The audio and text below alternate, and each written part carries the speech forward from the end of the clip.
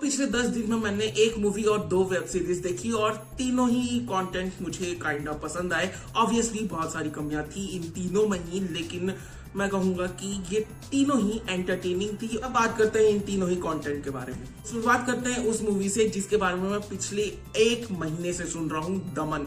ये एक उड़िया मूवी है जिसका बजट 90 लाख था और इसके अपोजिट में उसने 12 करोड़ कमा लिए हैं बिना हिंदी डब में रिलीज हुए, जो कि एक उड़िया मूवी के लिए बहुत बड़ी बात है। और ये मूवी मेरे पास वाले थिएटर में नहीं लगी थी और मुझे दूर जाना था, तो इतने दिन लग गए इसे देखने के लिए। बेसिकली ये मूवी 2015 के एक रियल इंसिडेंट से इंस्पायर्ड है, जहां पर एक डॉक्टर बहुत ही रिमोट विलेज में जाता है जहां पर कोई सुख सुविधाएं नहीं है, लेकिन बीमारियां बहुत सारी हैं। उन्हीं बीमारियों में से एक प्रोमिनेंट बीमारी है मलेरिया, जिसके लिए वो डॉक्टर के पास ना जाकर किसी झाड़ फूंक करने वाले के पास जाते हैं और ठगे जाते हैं। वहां पर ये एक डॉक्टर उन्हें यकीन दिला रहा है और उन्हें ठीक करने की कोशिश कर रहा है इस मलेरिया से, जहां पर नक्सलियों का भी कब्जा है उस गांव में। मूवी के बारे में मैं बेसिकली यही कहना चाहूंगा कि ये मूवी अपना काम कर देती है। जो मैसेज ये देना चाहती थी, जो मुद्दे ये उठाना चाहती थी, वो बहुत ही अच्छी तरीके से ये उठाती है, तुम्हारे सामने रख देती है। तुम्हारे जितने भी इमोशनल पॉइंट्स थे कि रोना गाना, किसी की मौत, वो सब ये टच करती है और तुम्हें इमोशनल करती है।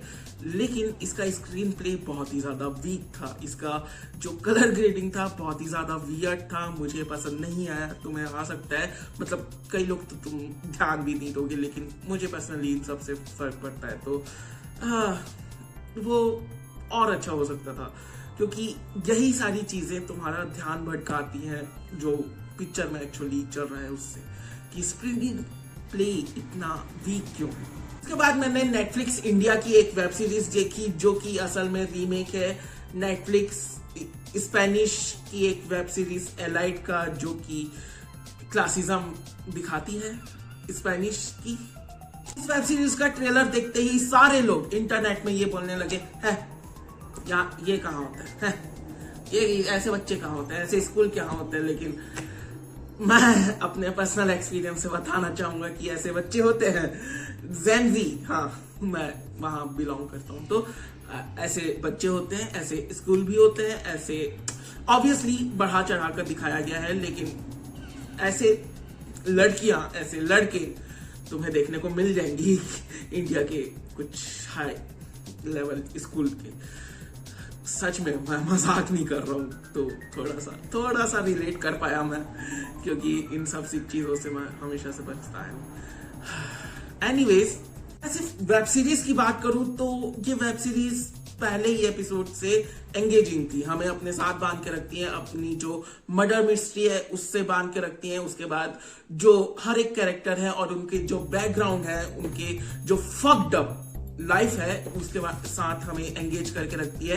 तो हम एपिसोड दर एपिसोड देखते जाते हैं और हमें एक हद तक पसंद भी आता है, वहीं पर कई चीजें पसंद नहीं भी आती, जैसे कि डायलॉग्स।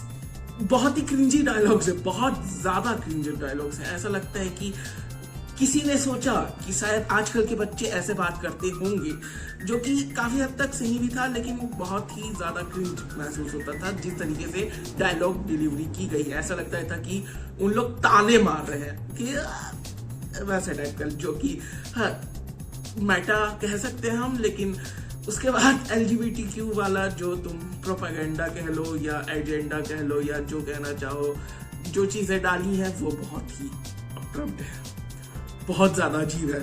कहीं से भी कुछ भी हो रहा है, बहुत ज्यादा अजीब है। शायद वो शॉक फैक्टर के लिए थे या किसी भी चीज के लिए थे, बहुत ही अजीब और अनसेटलिंग फील होता है। अनसेटलिंग मैं नहीं कहूंगा, बल्कि मैं कहूंगा कि बहुत ही अजीब फील होता है कि बस घुसा दिया गया है, उनका कुछ मतलब नहीं है, बस है वहां। सीरीज के बारे में बस ये कहना चाहूंगा कि अगर तुम्हें मर्डर मिस्ट्री घंटा कुछ नहीं है, बस आखिरी एपिसोड में सारी चीजें घुसा दी हैं, उसके अलावा कुछ नहीं है मर्डर मिस्ट्री में। तुम्हें अमीर बाप के बिगड़े हुए बच्चे देखने हैं, बिगड़ी हुई संतानें देखनी है, उनके लाइफ देखने हैं, लाइफ स्टाइल देखनी है, तो तुम ये सीरीज देख सकते हो। शायद इंजॉय कर सकते हो, शायद रिलेट भी कर सकते हो अगर कहीं पर उनसे कभी रास्ता क्रॉस हो गया होगा तो। क्योंकि मेरा हुआ था। उसके बाद शाहिद कपूर और विजय सेतुपति की वेब सीरीज फर्जी, जिसे लिखा है राज एंड डीके ने, जिन्होंने family guy the family guy Manoj Bajpayee के साथ भी बनाई है। और हमारे मूवी इंडस्ट्री, अलग अलग मूवी इंडस्ट्री में इतने सारे जो यूनिवर्स बन चुके हैं वो कम थे, तो यहाँ पर भी एक यूनिवर्स बनाने की कोशिश की गई है। पता नहीं कितना कनेक्टेड होगा और कितना नहीं, आगे जाकर क्रॉसओवर होगा भी कि नहीं, लेकिन टीज तो दे दिया गया है क्योंकि द फैमिली गाय के चिल्लम सर खुद साक्षात हमारे सामने आए थे इस सीरीज के एक एपिसोड में। उसके बाद खुद श्रीमान तिवारी जी अपनी सुनहरी मधुर आवाज दी है इस सीरीज में, एक जगह, बस एक 5 सेकंड का बस। इस जबरदस्ती के यूनिवर्स को इग्नोर करते हुए सिर्फ और सिर्फ इस वेब सीरीज की बात करूं तो मुझे ये वेब सीरीज बहुत ज्यादा पसंद आई और मैं हाईली रिकमेंड करूंगा कि अगर तुमने नहीं देखी है तो जाकर देखो। इस वेब सीरीज के राइटिंग डिपार्टमेंट से लेकर के डायरेक्टिंग डिपार्टमेंट तक हर एक चीज टॉप नॉच है। तुम हर एक एपिसोड का हर एक सेकंड एंजॉय करोगे। कैरेक्टर राइटिंग से लेकर कैरेक्टर डेवलपमेंट तक हर एक चीज को परफेक्शन के साथ लिखा गया है और परफेक्शन के साथ एग्जीक्यूट भी किया गया है। बस मुझे ये समझ में नहीं आता कि राज एंड डीके को प्रॉब्लम क्या है हमारे पुलिस ऑफिसर, आर्मी ऑफिसर के फैमिली से। मतलब वहां पर तिवारी फैमिली मैन में डिवोर्स ले रहा है, अपनी शादी बचाने की कोशिश कर रहा है, जासूसी करवा रहा है अपनी पत्नी की। यहाँ पर हमारा बेचारा डिवोर्स लेने की तैयारी कर रहा है। प्रॉब्लम क्या है? सीरीज का बेसिक प्लॉट यह है कि दो दोस्त मजबूरी में आकर नकली नोट छापने लगते हैं। दूसरी तरफ एक टास्क फोर्स का आदमी है, उसकी टीम है जो पूरा रैकेट को एक्सपोज करने की कोशिश कर रहे हैं। और तीसरी तरफ एक बहुत ही बड़ा आदमी है जो कि ये सारा रैकेट चलाता है। पुलिस इसको ढूंढने की कोशिश कर रही है,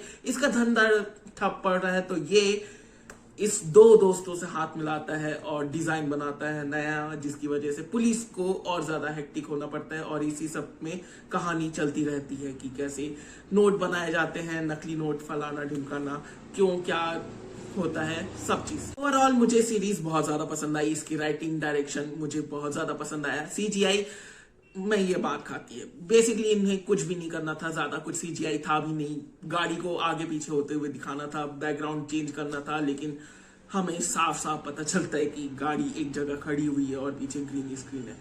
बस एक काम था तुम्हारे पास सीजीआई के लिए, वो भी तुमसे ना हुआ। और एक शॉट था जहां पर पीछे ट्रक के पीछे से कैमरा आता है और ट्रक के अंदर जाता है, उसका सीजीआई इतना घटिया था कि लेकिन ये सब भी इनके साउंड डिजाइन के इतने घटिया होने से तो कुछ नहीं था। साउंड डिजाइन का इतना बकवास है, डबिंग इतनी बकवास हुई है। ऑब्वियसली विजय सेतुपति को इन्हें ऐसा दिखाना था कि एक तमिलियन मुंबई में काम कर रहा है तो उनका डायलेक्ट वैसा ही होने वाला है, लेकिन ऑब्वियसली उनकी डबिंग करनी पड़ी थी हिंदी में क्योंकि बहुत सारे उनके हिंदी डायलॉग्स थे। वो डायलॉग्स, वो डबिंग इतने घटिया तरीके से हुई है कि भाई का होंठ ऐसे हिल रहा है और साफ साफ दिख रहा है। ऐसा भी नहीं कि लिप्स सिंक नहीं हो रहे, ऐसा भी नहीं, बोल अभी रहा है, आवाज उसकी बाद में आ रही है। मतलब क्या हो रहा है? इतनी घटिया साउंड डिजाइनिंग, क्या चल रहा है भाई साहब? फैमिली मैन बनाई है तुमने, इतनी हिट सीरीज दी है, उसके बाद ये ऐसी साउंड डिजाइन, तुम क्या कर रहे हो? एनीवेज मैं फिर भी रिकमेंड करूंगा ये सीरीज, तुम बहुत ही ज्यादा एंजॉय करोगे। खासकर कि फैमिली मैन से ये कनेक्टेड है तो और ज्यादा तुम्हें मजा आ सकता है। शायद आगे चलकर हमें क्रॉसओवर देखने को मिले। हाँ, बस उम्मीद ही कर सकते हैं, क्या पता बस ऐਵੇਂ ही डाल दिया हो। लेकिन चिल्लम सर खुद आए थे यार, चिल्लम सर आई लव यू। बाकी ये थे मेरे ओपिनियंस, मेरे व्यूज। तुम अपने ओपिनियंस, अपने व्यूज नीचे कमेंट सेक्शन में लिख सकते हो। अगर वीडियो अच्छा लगा तो लाइक शेयर सब्सक्राइब करो, अगर वीडियो अच्छा नहीं लगा तो डिसलाइक शेयर सब्सक्राइब करो और कमेंट करके बताओ कि क्या तुम्हें अच्छा नहीं लगा या अच्छा लगा। बाकी मिलते हैं अगले वीडियो में, तब तक के लिए बाय। और सब्सक्राइब करो क्योंकि सब्सक्राइब करना बहुत ज्यादा जरूरी है। Okay bye.